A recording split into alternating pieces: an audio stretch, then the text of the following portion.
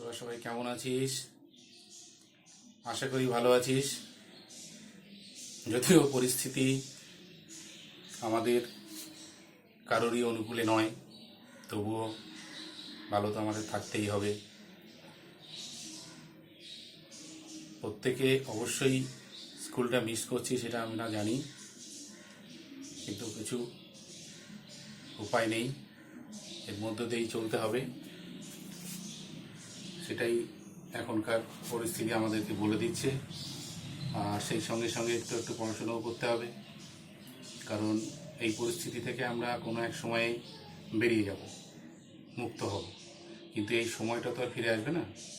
তাই এর মধ্য দিয়েই একটু একটু করে পড়াশোনা আমাদের করতে হবে। তাহলে চলে যাক, আজ আমরা ক্লাস 9-এর সেকেন্ড টার্মের যে সিলেবাস আছে তার মধ্যে উপপাদ্য যে অংশটা, সেখান থেকে আমরা শুরু করছি। আমাদের যে অধ্যায় রয়েছে সেটা হচ্ছে ক্ষেত্রফল সংক্রান্ত উপপাদ্য। তার মানে হচ্ছে ক্লাস 9 অধ্যায়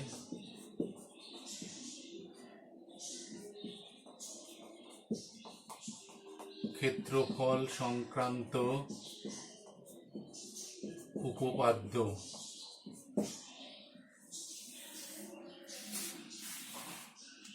এর প্রথম উপপাদ্যটা রয়েছে 23 নম্বর উপপাদ্য। তাহলে আমরা লিখে দিই উপপাদ্য নাম্বার 23।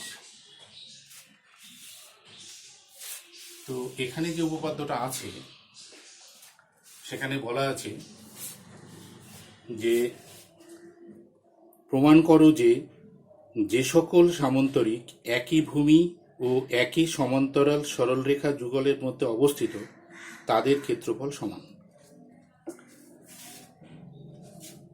অর্থাৎ সামান্তরিকের ক্ষেত্রফল সমান, এরকম কিছু একটা আমাদের প্রমাণ করতে হবে। এবার মূল উপপাদ্যে আমরা যাওয়ার আগে কতগুলো কথা আমরা একটু আলোচনা করে নিই, যে কোনো উপপাদ্য করতে গেলে কীভাবে এগোই। যদিও আমরা এটা ফার্স্ট টার্মে যখন আলোচনা করেছিলাম তখন আমি করেছি, তবুও জাস্ট একবার একটু মনে করিয়ে দিই। তো আমরা জানি সবাই যে কোনো উপপাদ্য প্রমাণ করতে গেলে একটা উপপাদ্যের 4টে স্টেপ থাকে, তাই তো? তার প্রথম স্টেপ হচ্ছে প্রদত্ত, দ্বিতীয় হচ্ছে প্রামাণ্য বিষয়, তৃতীয় হচ্ছে অঙ্কন, চতুর্থ হচ্ছে প্রমাণ। অর্থাৎ এই 4টে স্টেপের মধ্য দিয়ে আমাদেরকে যেতে হয়। তার মধ্যে প্রদত্ত অর্থাৎ উপপাদ্যের স্টেটমেন্টে যেটা দেওয়া আছে, প্রামাণ্য বিষয়, সেখান থেকে যেটা প্রমাণ করতে হবে, অঙ্কন, প্রমাণের জন্য যদি কিছু অঙ্কন দরকার হয় তবে। তো এই যদি, যেহেতু এখানে এর মধ্যে যেহেতু যদি কথাটা লুকিয়ে আছে, তাহলে এখান থেকে আমরা বলতে পারি যে এটা আসলে যে কোনো উপপাদ্যের প্রমাণের একটা অপশনাল অংশ, অর্থাৎ অতিরিক্ত, দরকার হতেও পারে নাও হতে পারে। যদি হয় তাহলে আমরা এই পার্টটা লিখব, যদি না হয় লিখব না। সর্বশেষ হচ্ছে প্রমাণ, অর্থাৎ এটাই হচ্ছে সব থেকে গুরুত্বপূর্ণ একটা পার্ট। অর্থাৎ এখানেই আমাদের সব কিছু দেখাতে হয়। এই 4টা পার্ট যদি আমাদেরকে ফলো করতে হয়, তাহলে আমাদের যেটা করতে হয় সেটা হচ্ছে আমাদের উপপাদ্যটার স্টেটমেন্টটাকে বুঝতে হবে। বারে বারে আমরা ওটা পড়ব। তো উপপাদ্যের স্টেটমেন্টেও 2টো পার্ট থাকে। তা আমাদের প্রথম কাজ হচ্ছে সেই 2টো পার্ট খুঁজে বের করা। কি থাকে না, এখানেও 1 নম্বর থাকে হচ্ছে প্রদত্ত, 2 নম্বর থাকে হচ্ছে প্রামাণ্য। অর্থাৎ উপপাদ্যের একটি অংশে আমাদেরকে কিছুটা ডাটা বা কিছুটা শর্ত বা কিছুটা ধর্ম দিয়ে দিচ্ছে, বলে দিচ্ছে। তা সেই অংশটা হচ্ছে প্রদত্ত। তা আমাদের প্রথম কাজ হচ্ছে যে আমাদের যেটা প্রমাণ করতে হবে সে তার কোন অংশটা দেওয়া আছে, অর্থাৎ প্রদত্ত কোন অংশ, সেটা খুঁজে বের করা।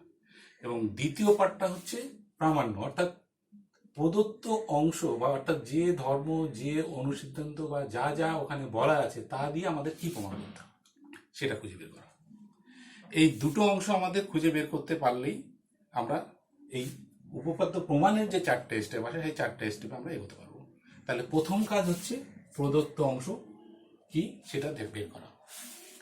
তো আমরা উপপাদ্য 23-এ যেটা দেখতে পাচ্ছি সেখানে বলছে যে যে সকল সামন্তরিক অর্থাৎ একাধিক সামন্তরিক আছে যাদের ভূমি হবে একই এবং তারা একটা নির্দিষ্ট সমান্তরাল সরলরেখার মধ্যে অবস্থিত হবে, তাহলে সেক্ষেত্রে একাধিক বলতে কটা বোঝায়? একটা হতে পারে, দুটো হতে পারে, তিনটে হতে পারে, চারটা হতে পারে, পাঁচটা হতে পারে, ইত্যাদি ইত্যাদি বহু সংখ্যক হতে পারে।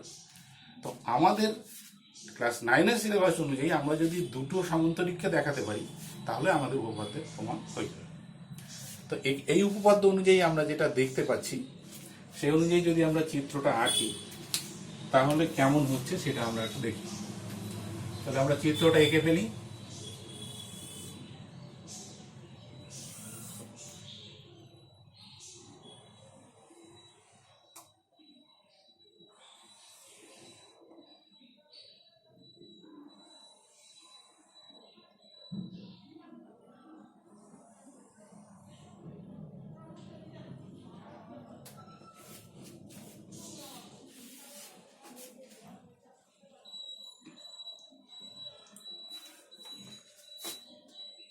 চিত্রের নামকরণ আমরা করতে পারি এ, বি, সি, ডি, ই, এফ। এখানে একটা জিনিস লক্ষ্য কর যে এ, বি, সি, ডি একটা সামান্তরিক আর ই, বি, সি, এফ আর একটা সামান্তরিক। আমরা এইভাবে এঁকেছি যাদের প্রত্যেকের ভূমি হচ্ছে এবি এবং এই এবি ভূমির উপর দাঁড়িয়ে আছে এ, বি, সি, ডি এবং ই, বি, সি, এফ সামান্তরিক। তাহলে উপরে অর্থাৎ এ উপরে যে বিন্দুগুলো রয়েছে আমরা সেগুলো যদি দেখি এ, ই, ডি, এফ, তাহলে এই সরলরেখা দিয়ে একটা সরলরেখা তৈরি হয়েছে সেটা হচ্ছে এফ। তাহলে এখান থেকে আমরা যদি আমরা বলি যে এ, বি, সি, ডি এবং ই, বি, সি, এফ দুটি সামান্তরিক যাদের প্রত্যেকের ভূমি হচ্ছে বিসি এবং যারা এ, এফ এবং বিসি সমান্তরাল সরলরেখার মধ্যে অবস্থিত। তাহলে এই অংশটা এখানে দেওয়া আছে, অর্থাৎ এই অংশটা প্রদত্ত এবং প্রদত্ত অংশটা আমরা আমাদের মতো করে নামকরণ করে দেখাবো, কারণ উপপাদ্য প্রমাণ করতে গেলে নামকরণ ছাড়া তো এগোনো যাবে না। তাহলে সেই অনুযায়ী আমাদেরকে নামকরণ করতে হচ্ছে। এই নামকরণের ক্ষেত্রে তোদের পূর্ণ স্বাধীনতা আছে। আমি বইয়ে যে নামকরণ আছে সেটা করেছি এই কারণে, কারণ তোদের অনেকের বুঝতে সুবিধা হবে। তাহলে এই অংশটা দেওয়া আছে। এইবার এই অংশটা দেওয়া আছে মানে আমরা এই অংশটা খুঁজে পেয়ে গেছি। তাহলে প্রদত্ত অংশ খুঁজে পেয়ে গেছি এবং সেই অনুযায়ী চিত্রটা এঁকে ফেলেছি। এবার দ্বিতীয় পার্টটা কি আছে? তাহলে এখান থেকে কি প্রমাণ করতে হবে, অর্থাৎ প্রামাণ্য বিষয়। প্রামাণ্য বিষয়ে বলেছে কি যে সেই সব সামান্তরিকগুলোর ক্ষেত্রফল সমান হবে, অর্থাৎ এই এ, বি, সি, ডি এবং ই, বি, সি, এফ এই দুটো সামান্তরিক তাহলে কি হবে, সামান্তরিকের ক্ষেত্রফল কি হবে, সমান হবে। এক্ষেত্রে এই এ, বি, সি, ডি এবং ই, বি, সি, এফ এই সামান্তরিক দুটো ছাড়াও এই বিসি ভূমির উপর ভর করে একাধিক সামান্তরিক আঁকা যাবে, মানে আরো অনেকগুলো, অর্থাৎ দুটোর বাইরেও আরো অনেক সামান্তরিক আঁকা যাবে। দেখা যাবে যে সেই সব সামান্তরিকের ক্ষেত্রফলগুলোই সমান হবে। তো আমরা 9-এর সিলেবাস অনুযায়ী আমরা এই দুটো দেখালেই আমাদের প্রমাণ হয়ে যাবে। এবার দেখা যাক আমাদের প্রমাণটা আমরা কিভাবে করি।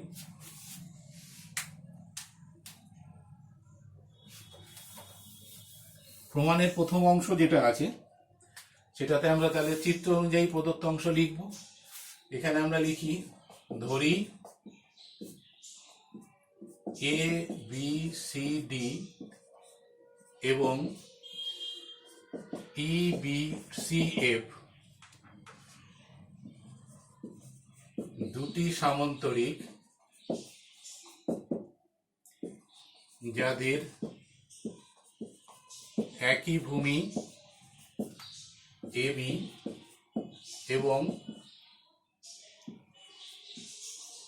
একই সমান্তরাল সরলরেখা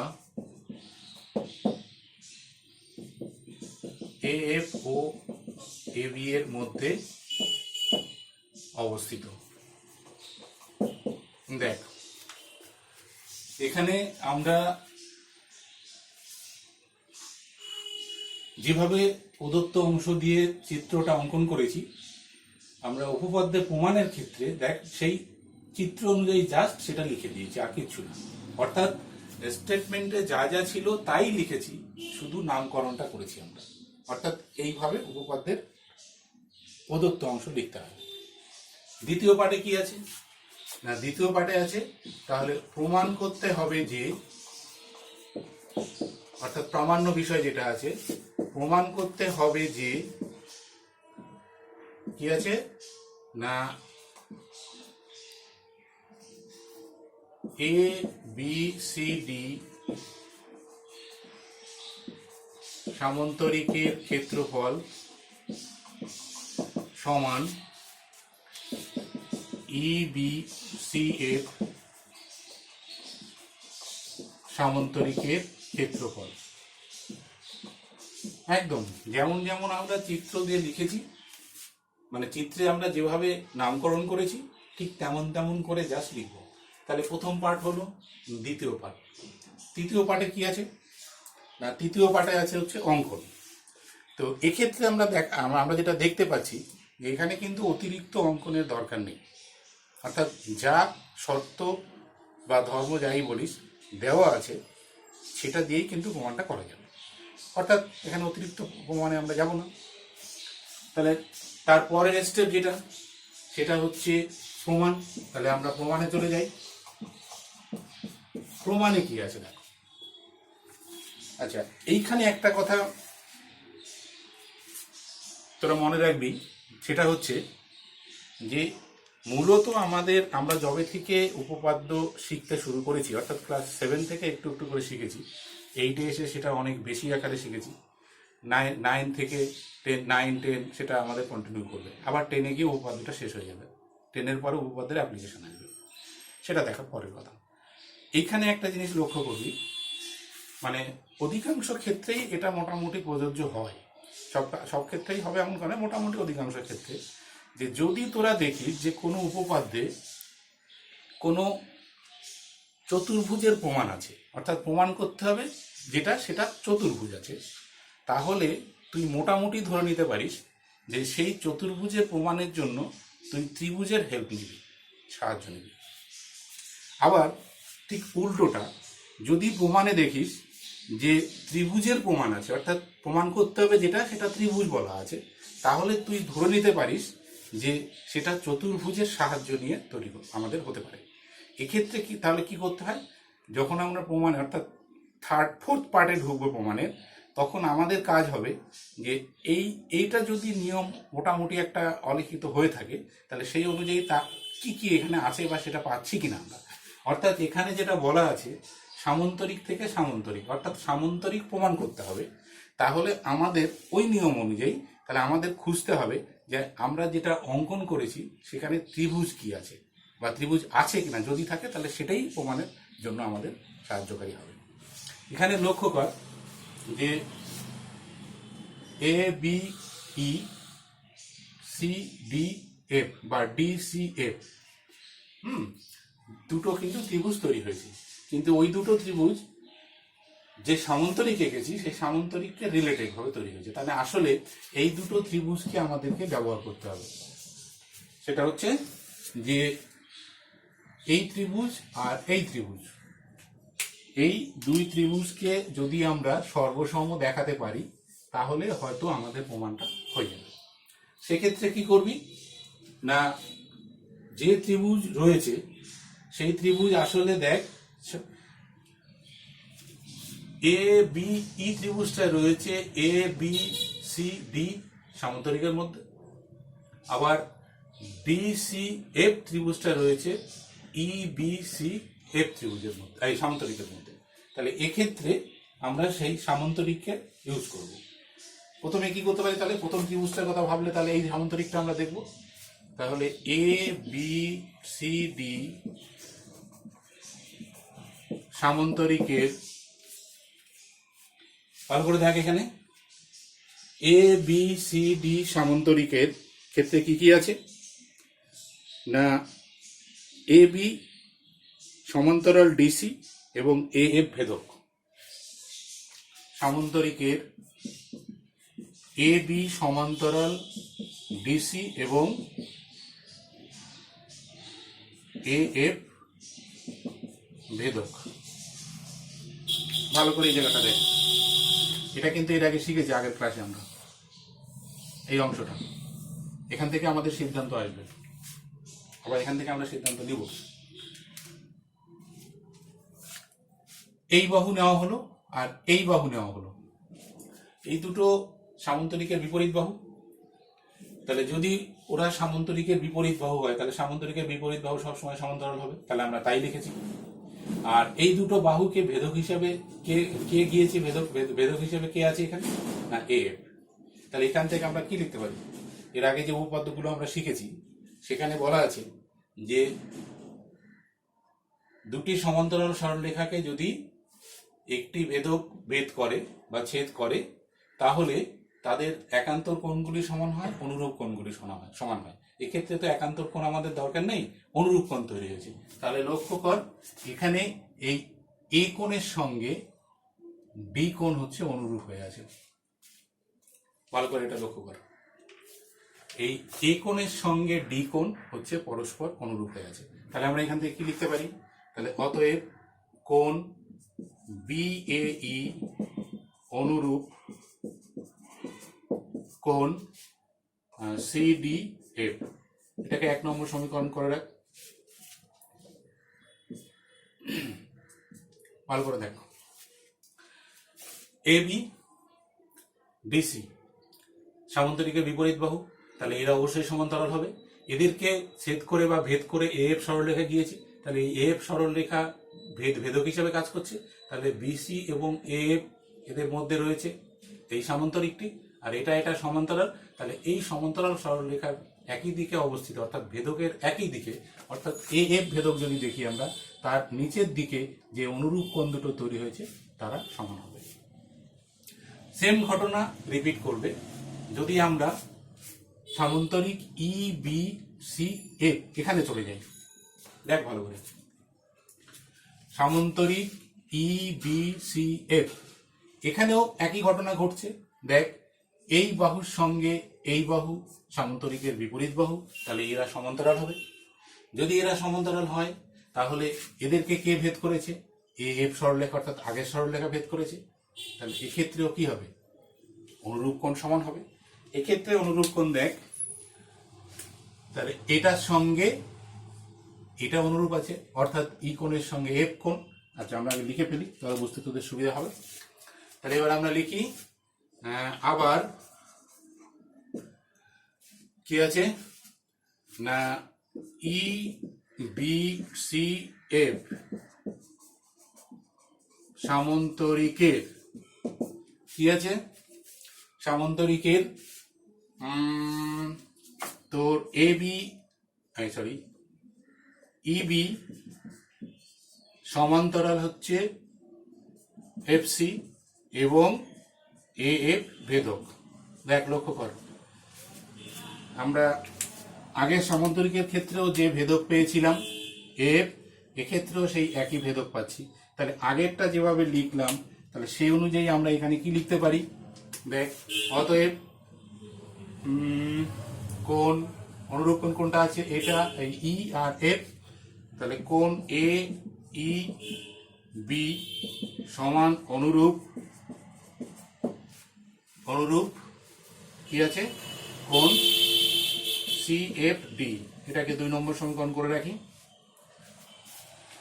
এই জায়গাটাই কিন্তু এই উপপাদ্যের সব থেকে গুরুত্বপূর্ণ। আমি আরেকবার রিপিট করছি, এখানে কোন দ্বিতীয় সামান্তরিক নিলাম, ই বি সি এফ সামান্তরিক নিয়েছি। এই সামান্তরিকের বিপরীত বাহু কোন দুটো আছে না, ইবি এবং এফসি। তাহলে এরা সমান্তরাল হবে। এই দুটো সমান্তরাল সরলরেখাকে কে ভেদ করেছে? না এএফ সরলরেখা। তাহলে এখানে আমরা কি লিখেছি দেখ, EBCF সামান্তরিকের EB সমান্তরাল FC এবং AF ভেদক। তাহলে সেই আমরা ক্লাস 7-এ যে উপপাদ্য পড়েছি সেই অনুযায়ী ভেদকের একই দিকে অনুরূপ কোণগুলো কি হবে? সমান হবে। তাহলে এখানে অনুরূপ কোণ কোনটা আছে? AEB এবং CFD। তাহলে এই যে অনুরূপ কোণ, এই অনুরূপ কোণ দুটো সমান, তাহলে সেটা আমরা এখানে সেটাই লিখেছি। এইবার লক্ষ্য কর, যে দুই জোড়া অনুরূপ কোণ আমরা সমান দেখালাম, যে দুই জোড়া অনুরূপ কোণ আমরা সমান দেখালাম, সেই দুই জোড়া অনুরূপ কোণ কার আছে? না ABE এবং CDF, এই দুটো ত্রিভুজের কোণ আছে। তাহলে এইবার যদি আমরা এই কোণের সাহায্য নিয়ে ওই দুটো ত্রিভুজকে প্রমাণ করি যে তারা সর্বসম, তাহলে আমাদের উপপাদ্য কমপ্লিট হয়ে যাবে। কিরকম দেখ, তাহলে এবার লিখি আমরা আবার, ত্রিভুজ ABE ও ত্রিভুজ CDF থেকে পাই না কি পাচ্ছি? আচ্ছা, এখানে একটা জিনিস বলি, আমরা যখন কোনো ত্রিভুজের সর্বসম দেখাবো, সর্বসমের জন্য 3টে শর্ত আসবে। সেই 3টে শর্তকে আমরা রোমান হরফের 1, 2, 3 করে লিখব, অথবা স্মল লেটারের ABC করে লিখব। সব সময়ের জন্য উপপাদ্যের সর্বসমতা দেখানোর সময়ে আমরা 1, 2, 3 পয়েন্ট করে কিন্তু লিখব, এটা কিন্তু যেন খেয়াল থাকে। তাহলে এখানে আমরা অবশ্যই একে যেটা পেয়েছি সেটা লিখতে পারি, অর্থাৎ এই কোণের সঙ্গে ডি কোণ সমান, অর্থাৎ একে কি পেয়েছি দেখ, কোণ BAE অনুরূপ কোণ, একদম যা হুবহু যা ওখানে পেয়েছি তাই লিখব। থার্ড ব্র্যাকেটে লিখবি যে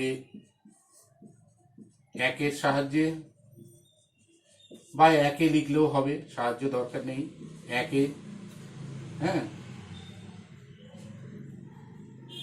প্রমাণিত। 2 নম্বর হচ্ছে, 2 কি আছে? কোণ AEB সমান অনুরূপ কোণ CFD, এখানে লিখবি যেহেতু 2 অর্থাৎ 2 প্রমাণিত। এবং 3 নম্বর লেখার আগে এবং লিখবি, এবং কি আছে দেখ, দুটো বাহু লাগবে, আমার অনুরূপ দুটো বাহু লাগবে। তাহলে অনুরূপ দুটো বাহু কিন্তু আসলে সামান্তরিকের দুটো বাহু আছে। তাহলে এবার দেখ, সামান্তরিকের আমরা কোন বাহু দুটো নিব? না ABর সঙ্গে DC, অর্থাৎ ABCD সামান্তরিকের ক্ষেত্রে AB বাহুর বিপরীত বাহু হচ্ছে DC। তাহলে এরা কি আছে? সামান্তরিকের বিপরীত বাহু সমান ও সমান্তরাল হয়, তাহলে অবশ্যই লিখতে পারি AB সমান DC। থার্ড ব্র্যাকেটে কি লিখবি?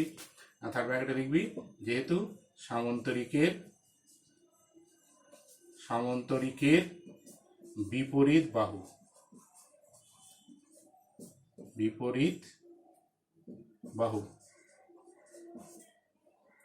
যদি 1, 2, 3, তাহলে আমরা 3টে শর্ত পেলাম। তাহলে অবশ্যই এখান থেকে আমরা লিখতে পারি যে এই ত্রিভুজ দুটো কি আছে? না সর্বসম আছে। এরপর উপর লিখছি, তাহলে অতএব ত্রিভুজ কি আছে? ABE সর্বসম ত্রিভুজ কি লিখেছি? CDF। This implies ত্রিভুজ ABE সমান ত্রিভুজ CDF সর্বসম হলে আমরা সেটা লিখতে পারি। এটা ক নম্বর হবে? 3 নম্বর। 3 নম্বর করে রাখি। এবার একটা জিনিস লক্ষ্য কর, যে এই ত্রিভুজের সঙ্গে, অর্থাৎ এই ত্রিভুজটা আর এই ত্রিভুজটা, এই দুটো ত্রিভুজ কি হয়ে গেল? সমান হয়ে গেল, অর্থাৎ এদের ক্ষেত্রফল সমান। এখন এই জায়গাতে এসে খুব মজার একটা জিনিস ঘটেছে দেখ, সেটা হচ্ছে যে আমরা যদি এই প্রথম ত্রিভুজটা অর্থাৎ ABE ত্রিভুজটা ভাবি, এই ত্রিভুজটা যদি নিয়ে ভাবি, তাহলে মোট অর্থাৎ যতগুলো চিত্র আছে সবগুলো চিত্রকে কভার করছে একটা চতুর্ভুজ। সেই চতুর্ভুজটা কি আছে দেখ, এ বি সি এফ। এই যে এ বি সি এফ যে চতুর্ভুজ, এই চতুর্ভুজের মধ্যেই কিন্তু তোর দুটো সামান্তরিক দুটো ত্রিভুজ আছে। তাহলে আমরা এখানে জাস্ট বীজগাণিতিক যোগ বিয়োগ যদি করি তাহলেই আমাদের প্রমাণটা হয়ে যাবে, অর্থাৎ সর্বশেষ ডিসিশনে চলে আসবো। আমরা কি লিখতে পারি তাহলে, অতএব চতুর্ভুজ চতুর্ভুজ কি আছে, A B C A minus কি করছি, এ বি সি এ, অর্থাৎ পুরো চিত্রটা থেকে আমরা যদি প্রথম ত্রিভুজটা বাদ দিই, প্রথম ত্রিভুজটা কি আছে না, ত্রিভুজ এ B E equals to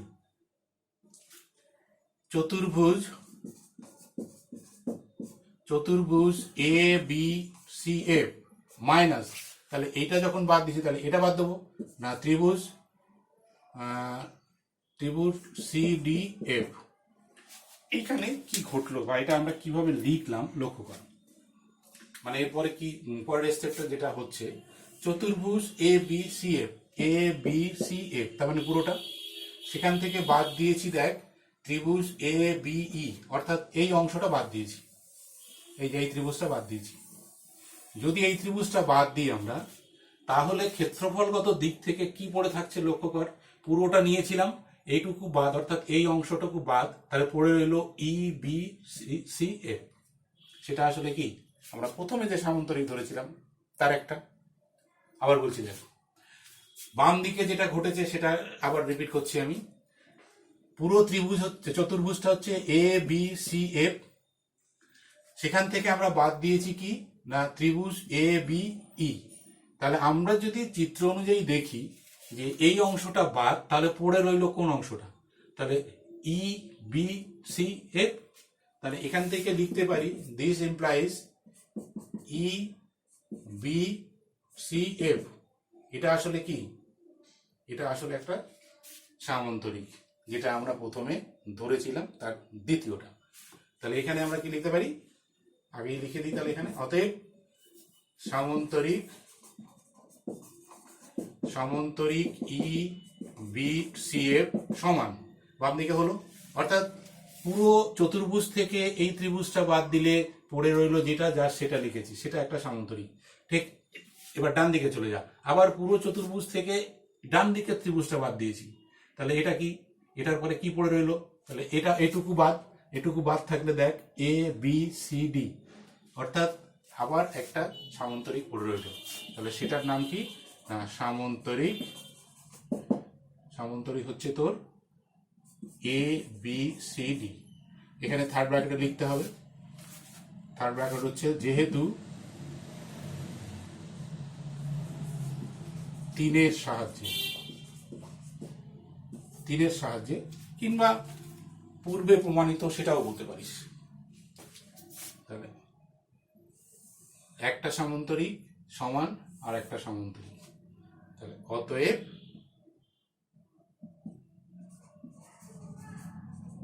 সামান্তরিক A B C D এর ক্ষেত্রফল, সামান্তরিক এ বি সি ডি এর ক্ষেত্রফল সমান সামান্তরিক ই বি সি এফ এর ক্ষেত্রফল, প্রমাণিত। এটাই বোধহয় আমাদেরকে দেখ প্রামাণ্য বিষয়ে আমরা বলেছিলাম বা আমাদেরকে করতে বলেছিল। তাহলে এখান থেকে বলা যায় যে যে কোনো সামান্তরিক, একাধিক সামান্তরিক যদি তাদের ভূমিগুলো একই হয় এবং তারা যদি একই সমান্তরাল যুগল বা একই সমান্তরাল সরলরেখা যুগলের মধ্যে অবস্থিত হয়, তাহলে তাদের ক্ষেত্রফল সমান। অর্থাৎ এক্ষেত্রে এই দুটো সামান্তরিক নিয়ে আমরা করেছি, এখানে যদি আমরা ওই এই বিসি ভূমির উপরে ভিত্তি করে আরো একাধিক সামান্তরিক অঙ্কন করি, মানে একাধিক বলতে দুটোর পরে 3, 4, 5, 6 দেখা যাবে সবগুলোই এভাবে প্রমাণ করা যাবে, এবং এক্ষেত্রে এই প্রমাণের নিয়ম মোটামুটি সবার একই। আচ্ছা, এরপর আমরা নেক্সট উপপাদ্য 24 নম্বর অর্থাৎ 24 নম্বর উপপাদ্য পড়ব।